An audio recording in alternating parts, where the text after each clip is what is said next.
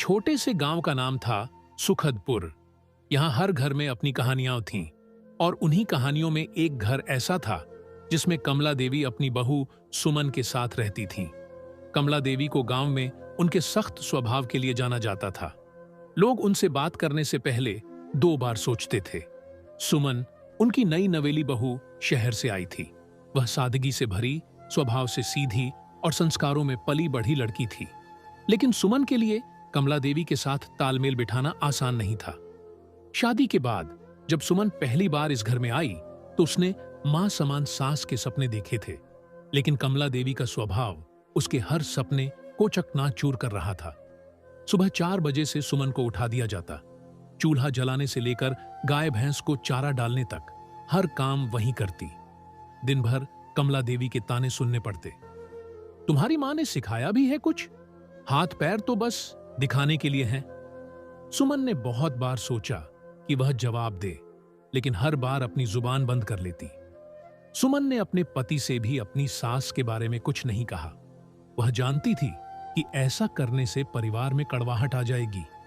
उसने ठान लिया था कि वह अपनी मेहनत और प्यार से अपनी सास का दिल जीत कर रहेगी। एक दिन जब कमला देवी खेत पर काम करके लौटी तो उन्होंने देखा कि सुमन ने उनके लिए ताजे गुड़ और बाजरे की रोटी बनाई है। यह देखकर कमला देवी थोड़ी हैरान हुई, लेकिन कुछ नहीं बोली। एक दिन गांव में एक शादी का निमंत्रण आया। शादी में सभी महिलाएं अपने बहुओं के साथ पहुंची, लेकिन कमला देवी अकेले ही गईं। सुमन ने सोचा कि शायद सासू मां उसे अपने साथ नहीं ले जाना चाहती। जब वह वापस लौटी तो सुमन ने धीरे से पूछा, मां जी, क्या मैं आपके साथ शादी में जा सकती थी? कमला देवी ने गुस्से में कहा, तुम्हारे जाने से क्या होगा? वहां मेरी इज्जत का क्या होगा? तुम्हें अभी बहुत कुछ सीखना है। यह सुनकर सुमन का दिल टूट गया। वह जान गई कि उसकी सासू मां को किसी बात का गहरा दर्द है जो उनके स्वभाव को इतना कठोर बना रहा है। एक दिन ने सब बदल दिया। गांव में सालाना मेला लगने वाला था। यह मेला गांव के सभी परिवारों के लिए खुशी का अवसर था। सुमन ने तय किया कि इस बार वह अपनी सास का विश्वास जीत कर रहेगी।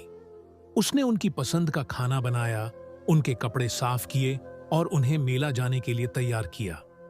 मेले में जब कमला देवी की सहेलियों ने सुमन की तारीफ की तो पहली बार कमला देवी का दिल थोड़ा पिघला। सुमन ने धीरे धीरे अपने व्यवहार से कमला देवी का दिल जीतना शुरू किया। एक दिन सुमन ने हिम्मत करके अपनी सास से पूछ ही लिया, मां जी, क्या मैं इतनी बुरी हूं? आप मुझसे क्यों इतनी नाराज रहती हैं? कमला देवी का चेहरा पहले सख्त हो गया, लेकिन फिर उनकी आंखें नम हो गईं। उन्होंने कहा, सुमन, तुमने कुछ गलत नहीं किया। मेरी जिंदगी में बहुत तकलीफें आई हैं। तुम्हारे ससुर के जाने के बाद मैंने अकेले सब कुछ संभाला। मैंने प्यार और सहारा खो दिया। अब मुझे डर लगता है कि अगर मैं कमजोर पड़ गई तो सब कुछ बिखर जाएगा।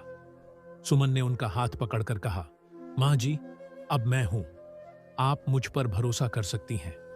मैं आपकी बेटी की तरह हूं। उस दिन के बाद कमला देवी और सुमन के रिश्ते में एक नया मोड़ आया।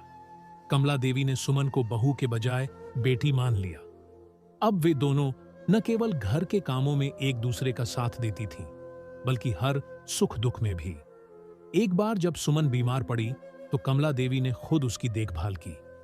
गांव वालों को यह देखकर यकीन नहीं हुआ कि वही कठोर कमला देवी अपनी बहू की सेवा कर रही हैं।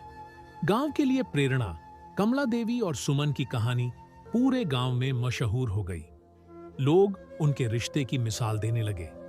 गांव की अन्य सास बहू भी उनके उदाहरण से प्रेरित होकर अपने रिश्ते सुधारने की कोशिश करने लगी। यह कहानी हमें सिखाती है कि रिश्तों में प्यार और धैर्य का होना जरूरी है। अगर दोनों पक्ष समझदारी और समर्पण से काम लें तो कोई भी रिश्ता खूबसूरत बन सकता है। रिश्ते खून के नहीं, दिल के होते हैं, और दिल का रिश्ता तभी मजबूत होता है जब उसमें प्यार और विश्वास का संगम हो।